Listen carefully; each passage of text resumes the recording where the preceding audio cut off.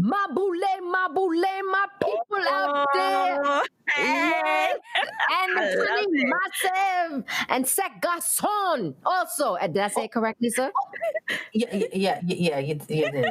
Oh, okay. We're starting on 100 We are today. ready. Yes, we are starting on 100 today. 100. Another episode. So today I want us to talk about staying connected to the culture.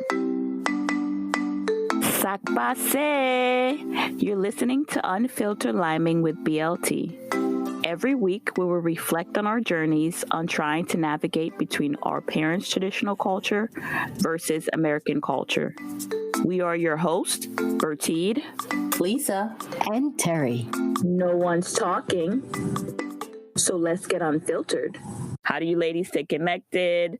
Some best practices for other first generation that may want to, kind of like figure out, hey, how do I stay connected with all this stuff? So, Lisa, take it away. How do you stay connected to the culture? Yes, how do Lisa. I stay connected?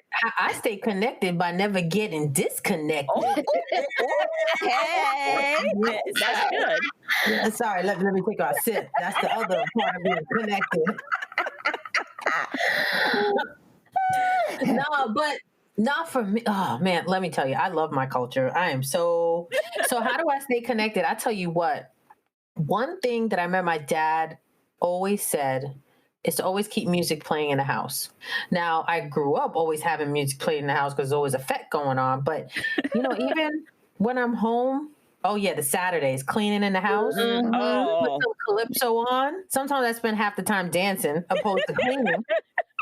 When I'm supposed to be cleaning, I'm dancing, even in my car too. The food, peas and rice. Yes. Paella, plantain. Yes. Green or yellow plantain. Green. Yes, thank you. Both. Oh yeah, green for those Americans who don't understand. Yes, thank you. But That's why I said that. Yes. Please explain what the difference is really quick. Why do I gotta explain that? Okay, sorry. Because the reason I asked is because some people don't understand. Like the Spanish do when you go and order plantain, they give you some sweets. And I'm like, what? Like the first time that happened to me, I was like, okay, so now I need to know. Yeah, do you have green salty plantain, please? Yes, because you boil bananas. And the green bananas. Yes, that is correct. Yes. And then the yellow bananas, the ones that grow on. That is green bananas. You have to boil it. You have it with your food, ground provision. So and what else? Yeah, I have to cook my food, actually. I need it in my life. There's one thing I have to add that I cannot believe I forgot and left out. With our food, I did not mention our food. Saltfish and bacon. Bacon, saltfish, sweet bread. Yes, Lisa, go ahead. Come with it. Yes, and broth. I don't know what broth is. Me neither. What is that? Thank you. Oh, hallelujah. I thought I wasn't the only one that didn't know that. Okay. Yeah, I don't know what broth is. Broth is it's a soup with ground provision and kingfish. Oh, okay. Oh, Terry, you're right here. Terry, you're right. Big truck. Hold on to the big truck. Right up on the big truck. Yes. My people. But no. I know what that is. Maybe we just call it something different. That's why. Well, that's another thing with the food, and we'll talk about that in another episode. Every island calls something different. But yeah, I had to add that saltfish and bakes because that's my all-time favorite. Okay. I don't know how I forgot about that. Exactly. How you could forget about that? It's probably the drink. Oh, Lord. So, yeah. And then also to Carnival. Carnival. Terry, you need to get your truck. That's hold on to the big truck, Carnival. Hold on to the big truck. Yeah, it's the Carnival. Right on time. They're right on the Carnival. Oh, man, listen. Just to back up a little bit, in New York, Eastern Parkway, the summers my parents sent us between Dominica and Canada. I will say, though, I have never been to a carnival in Dominica. That I have not. Okay. Yeah, I have not. I've Caravana as a kid. That was like every summer. You did that. And then being in DC until they stopped it, it was every year. That was like a religion. Don't DC, please. DC is what, all of 2 blocks? Sweetheart.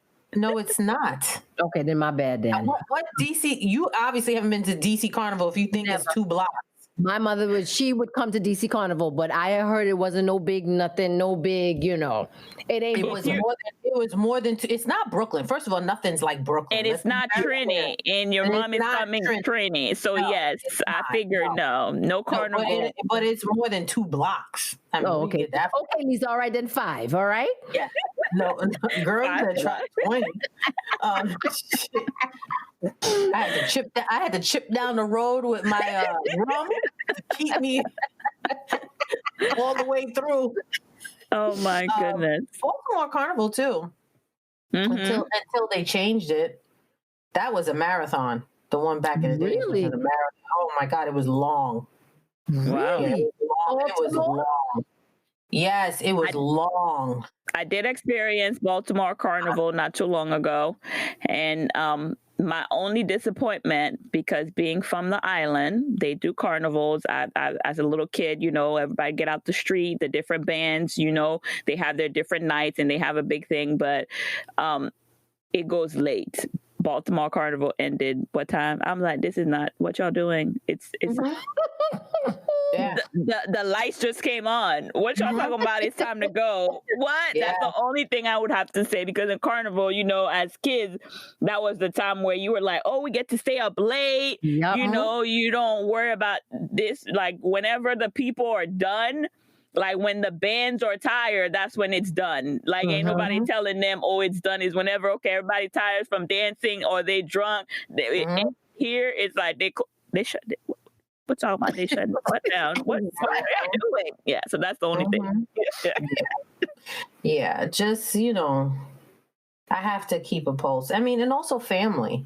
Family too, staying close with family also too, and just reminding you and keeping you rooted, I know you mentioned like your parents doing the fete and stuff like that. So did your parents have the conversation of staying connected to your culture by any chance? Or was it something by their action, I think it was by actions, not so much what they said, but then also too, they were actually pretty amazed to how rooted I was in my culture, because they're thinking like, you're American, first generation, like you're supposed to forget it and not know anything about it. But then it's like, no, you raised us. We're in the home and we actually embrace our culture.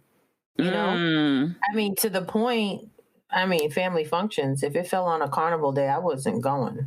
So your parents, so you brought a good point, and I'm just, me and my questions. So even though your parents are both from Dominica, right? They consider you, is just like, me being an imitation. So they consider you American. Yes. Explain that dynamic, because I think that plays into staying, like, why did they ever say why? I don't know why. I think, you know what it is? I think they put being an American citizen on such a high pedestal. So, you know what I mean? They put that on a high pedestal. Like, why would you not want to be American? Or why would you not want to embrace like American? We did a lot to get here. So why not? Like, it's like, no, like, we go to parties, Calypso comes on, we the first ones jumping up, dancing, and they looking at us like, wait, these kids are really embracing the culture. Like, yeah, we are. Like, we proud of where we from. Like, what's wrong with y'all? Yeah. I think that's very unique, because, it's like normally it's opposite, I think, when you think a lot of times. So I just think that's pretty. Also, maybe that's why they looked at us like that. Like, like, are y'all serious? Like, yeah. But then the other thing was too, like, patois in the house. They spoke patois, but they spoke it not to teach us. It was more for them to have their conversations, and the kids don't nobody else. Right. Yeah.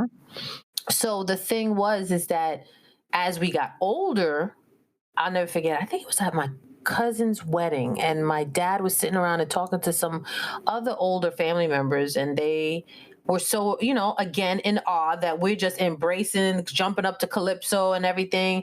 And it's like, wow. And I remember I overheard them say, like, we should have taught them patois, we made that mistake. We should have taught them, because they really embrace their culture. They really want to be a part of the culture. So we should have taught them, So, yeah. Wow. So you don't speak patois? No, just all the bad stuff. You know something, Lisa? And there's some things that I understand when they're talking to me, but sometimes it takes me too long to process it to respond. Got you. Okay. And then I think also too, from growing up in the Bronx, when I was younger, I spoke a little Spanish too, so I was just all messed up. All over the place. I was all over the place. Like, what am I talking? What am I speaking today? I don't know. Speaking my own language over here. I can't do it. You. Oh I cannot. Goodness. That's funny, but that's good though. What about you, Terry? Staying connected. I was in the beginning, when I was little, I used to be like my American friends. I would be embarrassed when my mother and them, they used to play the calypso, because they didn't understand that. So I was always like, why are we doing this? Don't put that on. But when I was around my family, it was different, because it's my family, and that's where we come from. And I would enjoy it. It gotten to the point where I knew the words and stuff like that to the songs. But please don't put it on when the American kids come over, or when you have no. Didn't want that at all. Please don't bring out the food that we eat. Make it American food. Like make some fried chicken and make some potato salad. Really? Yeah. That was not going on in my house. Yes. Nope. Yes, really? yes. But my mother used to she would mix it up. Like she would make the fried chicken. She makes like some peas and rice and, stuff like that. Because I just felt like they didn't understand, and they would have been like, what's that? What you got? And then you were in Brooklyn too, for real? You grew up in Brooklyn? But I'm talking about the American friends, though, Lisa. I had American friends, though. When I had the West Indian friends. But no, when I had the West Indian friends too, they better understood, because they came from that. But the American friends, I wanted to have I wanted to be like right in the middle. Don't do too much, and don't do, just put it right in the middle there. Wow. That's interesting. I didn't experience that.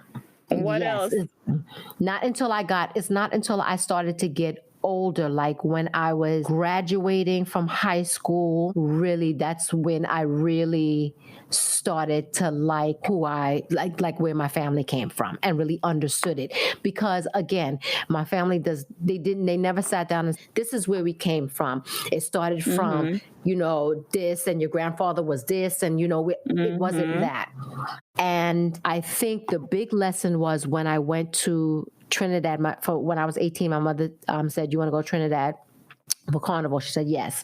And my mother paid for the ticket for me, and I went to Trinidad for Carnival. And oh my God, that was the first time that I played mass, was in Trinidad. And that was the major eye-opener for me. And from there, I'm going to ask the question. What is playing mass? What is playing mass, man? Lisa, don't buff up. Don't buff up, Lisa. Don't buff up. Let me drink my drink. What is mass? Okay. Mass is short for masqueraders. So basically, they would have a band, okay? They have different bands. Each band has a section, okay? So what they would do is to prep for Carnival around like now, so they would start putting up the artwork on what the costume would look like, the man costume and the woman costume. Lisa, if I'm steering wrong, pull me up, and it would have the pricing on it. So you would go and you would pick out your costume, and you would get that costume, and you would have your section. You could play in any one. They have the king and the queen of the band, and they have the queen of the section. And that's the person the woman that wears the big elaborate costume that she pushing, and the thing heavy, but she pushing it. Yes, it's because heavy. Let me tell you, yes, it is very heavy. So I played mass, and that section that I played in, I was the one helping hold the flag for that section that introduced the name of that section. I had such a good time. And from there, when I came back to New York, I mean, it was, listen, I was half dressed and naked up and down Eastern Parkway in Brooklyn. Big up to Brooklyn. Big up Labor Day. Yes. Every Labor Day. Prior to that, well, let me go back. And then they have Juve. Yeah. So Juve is it's really like 3 days. How it works is let me go back to Trinidad because I'm jumping all over the place. Let me go back to Trinidad. So Trinidad does have Juve, and that starts like about 3-4 o'clock in the morning before the sun come out. So that's it's a lot of mud. It's a lot of paint. It's a lot of powder. And usually it's a t-shirt. It's a tear up something. And you go in and you just jumping up and you chipping. Okay. And chipping is when you kind of dragging your foot up the road, but you're going and they hear the play in the steel pan. Ping, ping, ping, ping, ping, ping. Okay. Ping, ping, ping. That's where I get the ping, ping, ping from. Got you. So you do that until the sun come up. It usually ends on Ash Wednesday. So it's Tuesday is the big day. Monday. So Sunday into Monday is Juve. Monday, now you go home. After you finish jumping up, you go home, you sleep for a while, you get something to eat, you change into your costume because you're coming out. That's, because you got to cross that stage. And when you cross that stage, Bertie, let me tell you something. It is like you on a high. You've been jumping up all over the town, but when you get ready to cross that stage, they tell you, all right, and you break away, honey, and everybody jump in, and they whine in, and I'm telling you, it is somewhere. You get like a natural high, high. No, it's adrenaline. You get that energy from somewhere, and the thing is, when you going down the road before you get to that point, you like, yo, I'm tired. Especially when, for me, I be sipping on rum all the way down. So by the time I get there, I'm like, oh my God. But you just get this another burst of energy. There's not a person that cannot cross that stage. Everybody live to cross that stage. That is it. That is the pinnacle right there, because all the judges are there. So you jumping up, you winding up, who you winding up on you. I mean, yes. You know, so it is the greatest feeling ever. It is. Wow. So it's like a religion. It's like church. You have to do it at least once in your life. And so wait, you haven't done it? What happened? I have not. You haven't played Mass? You have to play Mass. We have to take you have to play Mass. That will be a podcast. I don't know. Yeah. On the after, right? Yes. Or you know what we can do? We can do it in Trinidad to say live. Yes. Exactly. Yep. Let me tell you, I have not experienced Trinidad, but that is carnival of all carnival. Yes. And I have to experience that. So yeah, B, you're going to have to come along with us. Yes, definitely. I mean, I have so many costumes and storage headpieces. I can't break away from it. I can't. Wow. No, I have so many, but I refuse to. Yeah, no. That's why I sent you guys all those pictures. Those are my pictures of my mother playing Mass. My mother is religious with it. Every year religiously. Since we small, up until now, my mother goes to Trinidad for carnival every year. Without skipping a beat. Drunk or sober, she going. So did that help you to stay connected because your mom was so connected? My mom, yes. And because when she took me that time and it opened me up, it just made me see a whole new world. And because of that, I learned to respect it, to understand it, because I got it. Because I guess I was there to see how it got to where it is, how it got to, how it got to like the way the Brooklyn is, because that's sort of Brooklyn part of it. So now I could see the backstory and understand that this is it and appreciate it. And from there, loving it ever since. I'm trying to get Nico to play Mass. I'm working on that. She's never played Mass? Negative. Let me tell you something. Does she want to or no? I think she does, but I think she would want to do it with her friends, which I understand. So, but she would need to be with friends that are or want to do that also. So, because you're doing that by yourself, that's not No, you can't do that by yourself. I mean, and it's funny because my stepdaughter, and she's American, I introduced her to her like she was 6 years old. She is now 20, and it's like, okay, I get the text at a certain time of the year. Okay, so when, what time? Did you get my costume? Did you get my costume? This is my size. Oh, wait, where am I meeting? What day? And the funny thing is, it's like throughout the year, I would barely hear from her. But when it comes around that time, all right, Miss Lisa. And then this time I'm going to bring a friend. And then this time, where are we going to meet? I'll be at your house I'd be like, oh, yeah, it's like clockwork. And she's American. Wow. I introduced that to her from young, and she is hooked. She's like, wow, that's pretty awesome. So how do I stay connected? I think my story will kind of piggyback off of Terry. Because of the fact that